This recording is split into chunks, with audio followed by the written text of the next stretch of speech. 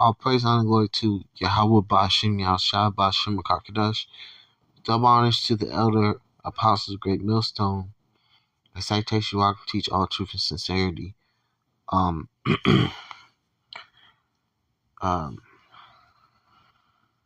it's gonna be called Esau Will Be Destroyed. So this is Job chapter 18, verse 18. It says, "He shall be driven from light into darkness, and chased out of the world." Esau Edom, the red Hebrew Edomite, the so-called Caucasian, they're in rulership right now, ruling the planet Earth. They have, dominion over the entire Earth, ruling in wickedness because they are the wicked. But in the very soon near future, they're going to be captives under the Israelites, under the so-called Negroes, Latinos, and Americans. They're going to serve us for 1,000 years, and after 1,000 years, they're going to be destroyed, obliterated out of existence, because they have to, they have to go into captivity along with the rest of the heathen to build up our kingdom for free. But then they're not going to receive mercy like the other heathens, because in James chapter 2 verse 13 it says, "For he shall receive no mercy because he have showed no mercy." Basically, I'll get that, because I basically butchered it, so I'm gonna read it right quick. This is James 2 verse 13. It says, "For he shall have judgment without mercy that have showed no mercy, and mercy rejoices against judgment." And basically, Esau Edom is not going to receive mercy because he showed no mercy. He showed no mercy to the Israelites. He ain't showed no mercy to no nation that he conquered. So he's not going to receive mercy. Even in his rulership, he's been unmerciful to not just to the people, but also to nature and the animals. He's been unmerciful. So he's not going to receive mercy. But back to the point is, they're going to be obliterated out of existence after they serve their sentence of building our kingdom, and they serve their time. They're going to be obliterated. Reverse. I'm going to reverse 19. It says, "He shall neither have son nor nephew among his people, nor any remaining in his dwelling." So yeah, all his people are going to be gone. Him and cease to exist. And that is the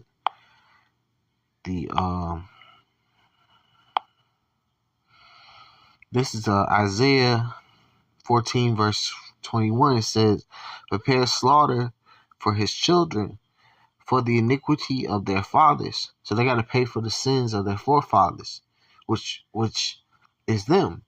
They got to pay. Their whole nation has to pay for all the atrocities they committed against the children of Israel.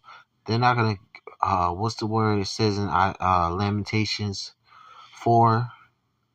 You start 21 and go to 22. But I'll get that after this, so I don't butcher it. This is I'm gonna finish reading this. It says, "Prepare slaughter for his children for the iniquity of their fathers, that they do not rise nor possess the land nor fill the face of the world with cities." So their entire lineage, all the men have to pay, all the women have to pay. "For I will rise up against them, saith Yahweh of hosts, and cut off from Babylon the name, women, son, nephew, saith the Lord." So Yahweh Yahushua is going to have them pay for their sins. I read Lamentations, because our captivity is up. As you know, our time of being in captives is soon, gonna be up. Well, it's basically time for our captivity is up, and it's time for them to go into captivity along with the rest of the heathen. But this is Lamentations 4 verse 21. It says, "Rejoice and be glad, O daughter of Edom, that dwell in the land of Uz, which is America, which is Babylon. The cup also shall pass through unto thee, and thou shalt be drunken and shall make thyself naked." And that cup is going to captivity, slavery, experiencing pain and suffering. Because it's better for you to be the wicked, live wickedly. If you're an Edomite, do all the wickedness you want, because your time, soon you'll be going to captivity. Soon you'll receive pain and suffering. Soon you'll have to pay for all the things you've done. You're not going to escape, that judgment that's going to come upon your entire nation. Says the punishment of thine iniquity is accomplished, O daughter of Zion. Yeah, our captivity is up, and our punishment has been accomplished. It's time for us to go from being captives to back to glory, from rags to riches, to being in the eyes of the Lord a treasure, a jewel. It says, He will no more carry thee away into captivity. He will visit thy iniquity, O daughter of Edom. He will discover thy sins. So he's going to visit you Edomites and judge you for everything you've done. And all that you've done to the children of Israel, you're going to pay for it. You're going to receive destruction, pain, and suffering. You're going to have to build our kingdom for free along with the rest of the heathens. And then you're going to be destroyed. You're not going to receive mercy. I'm going to go to, I'm going to go to 2nd Esdras. And I'm put the Hebrews, because that's the next one. But I'm going to read 2nd Esdras chapter 3 first. So, let me get that first. This is 2nd Esdras.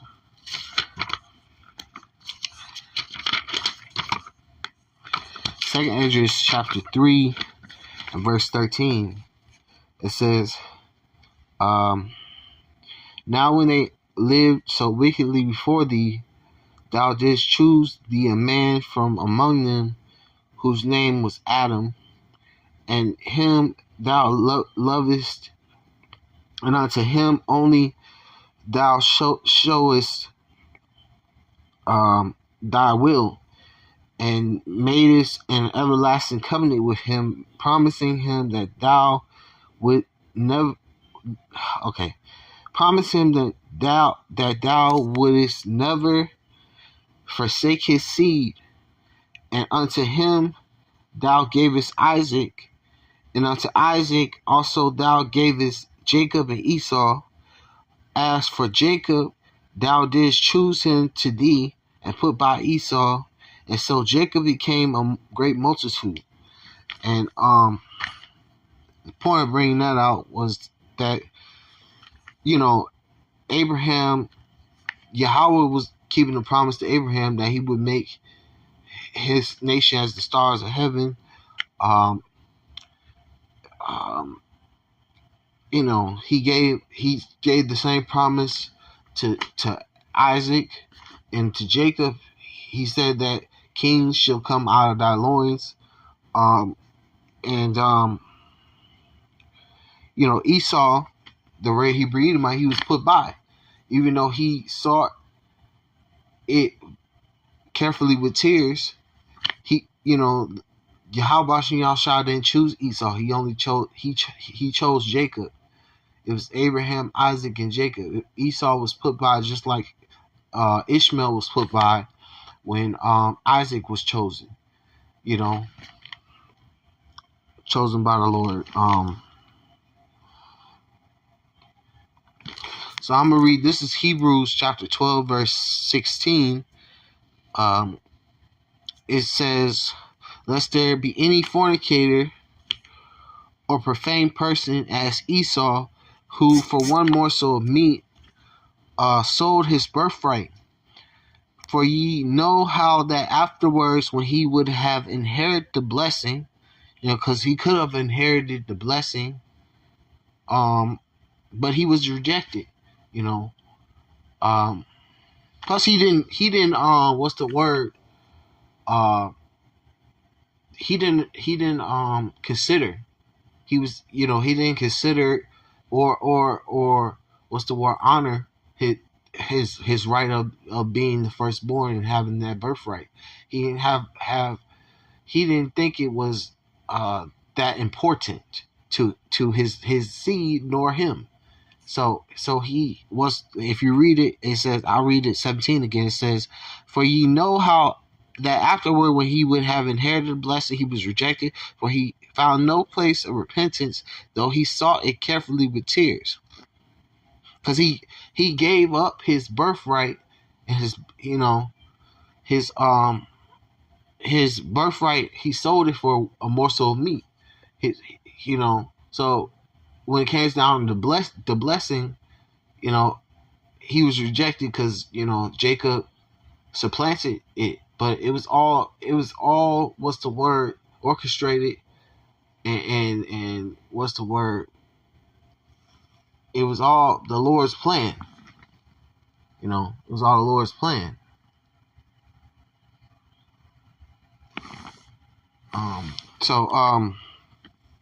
But the point is, he sold his birthright and he tried to go for the blessing, but he was rejected because his father already blessed Jacob, and then he cried out for a blessing, and Isaac gave him a blessing, but the same person that gave him the blessing is going to take it from him in the end, because Isaac was Yahushua, and Yahushua is going to come back and take down and take away the blessing. Is going to take out Esau from rulership. But that was all orchestrated. So when Yahushua comes back, Esau's in rulership, because that's the most important part of prophecy, is Esau has to be in rulership when Yahushua comes back. But not to completely go off topic, the point is Esau is going to receive destruction in the end. Because I'm going to go to Obadiah. I'm going to read verse 15. This Obadiah chapter 1 verse 15, it says, for the day of Yahweh is near upon all the heathen. Yeah, because all the heathen are going to go into captivity. All the heathen are going to be right there with Esau, building our kingdom up for free. But the only nation that's not going to receive mercy is Esau, Edom. It says, for the day of Yahweh is near upon all the heathen. As thou hast done, it shall be done unto thee. Thy reward shall return upon thy own head. So everything Esau did, everything all these heathens did against the children of Israel, you're going to see a just reward upon your nation. It says, for as ye have drunk upon my holy mountain, so shall all the heathen drink continually. Yea, they shall drink, and they shall swallow down. They shall be as though they have not been. It said, because they're all going to go into captivity, and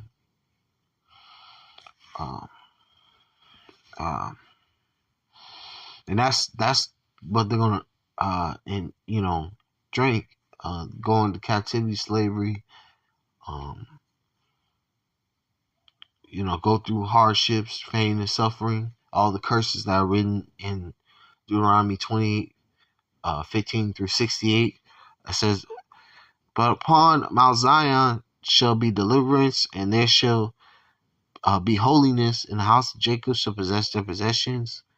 And it says, and the house of Jacob shall be a fire in the house of Joseph, a flame. So all the tribes coming together under the same, in harmony, ruling the earth in righteousness. We're gonna